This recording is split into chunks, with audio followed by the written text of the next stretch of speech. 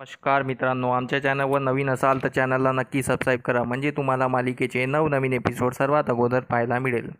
तर नवरी मिळे हिटलरला या मालिकेमध्ये एजेच्या निर्णयामुळे एजेचे मुलं एकत्र येऊन डिसिजन घेतात आणि आजी या घरात ये- आल्याशिवाय आम्ही चूप बसणार नाही, म्हणून एजेचे मुलं मिळून एक प्लॅन बनवतात आणि ते डिसाईड करतात की आपापल्या बायकांना आपण धडा शिकवायचा. म्हणून आपापल्या बायकांकडे तिघेही निघून जातात आणि त्यांना बॅगा भरून देतात आणि त्यांना म्हणतात तुम्ही आता घर सोडून जायचं.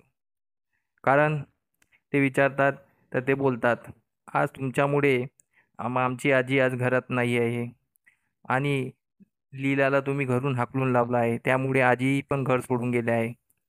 तर तुम्हाला या घरात राहायचं असेल तर तुम्हाला आजी आणि लीलाला सन्मानाने इथे आणावं लागेल. तर ह्या तिन्ही सुना घाबरून जातात.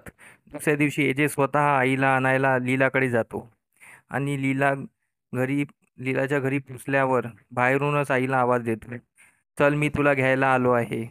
तर आजी बोलतात, मी तेव्हाच येईल जेव्हा लीला त्या घरात येईल.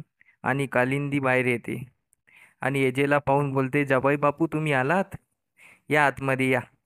एजे बोलतो, ठीक आहे. तर एजेला नाईलाजाने आत जावं लागते आणि एजे लीलाला बोलतो, मी तुझ्यासारख्या फसव्या मुलीला माझ्या घरी कधीच नेलं नसतं, पण आईमुळे मी तुला घ्यायला आलो आहे.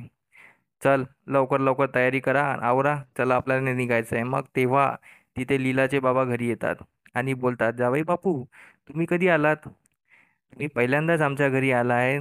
काही रीतिरिवाज करू द्या थोडे, मग जा तुम्ही. तर मग सर्व लोक रीतिरिवाजप्रमाणे एजेला कुंकू वगैरे, अक्षित वगैरे लावतात आणि इथेच आपला आजचा भाग संपतो. धन्यवाद.